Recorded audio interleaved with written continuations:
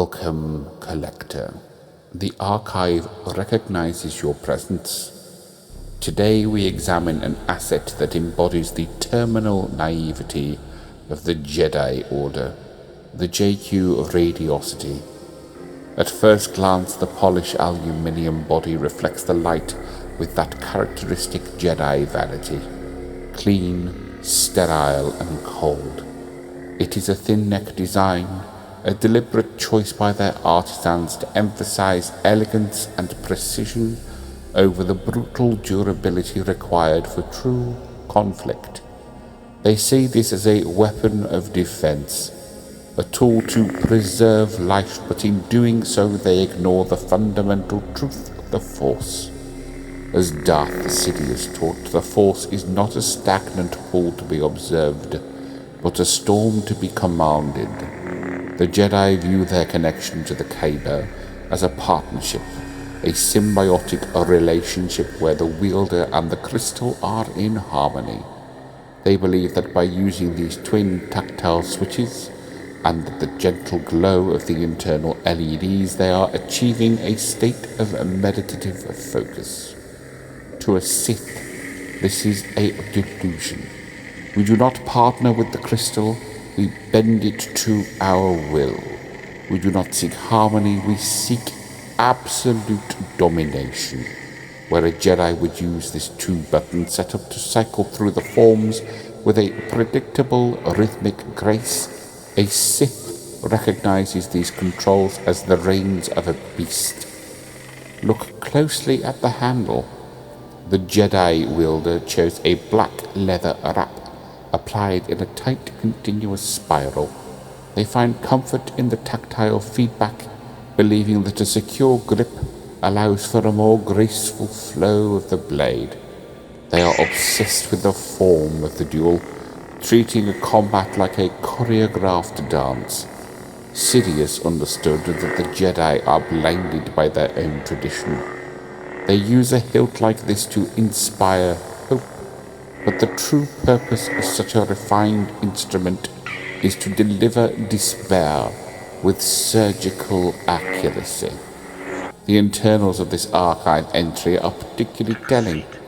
It houses a Proffie 3.9 core, a processor of immense speed and capability. The Jedi will use this power to ensure a stable, unwavering blade, a symbol of their unshakable resolve. But power without the will to exert it is wasted.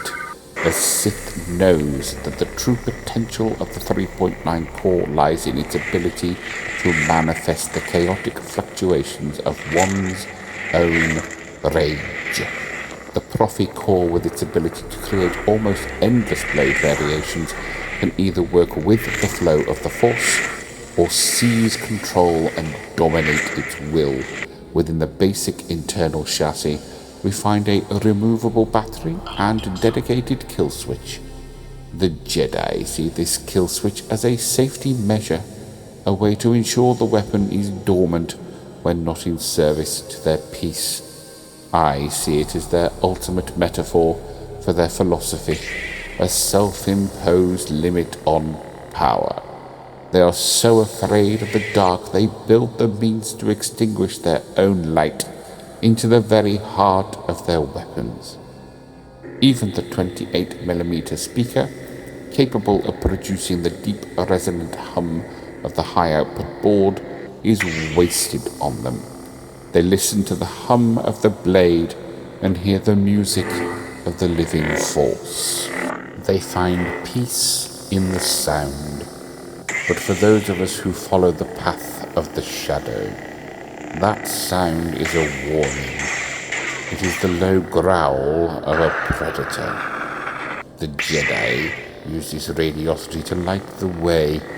They forget that the brighter the light, the deeper the shadow it casts.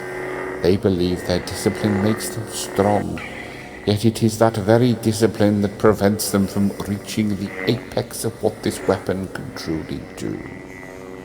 They wield the light, but they are servants to it.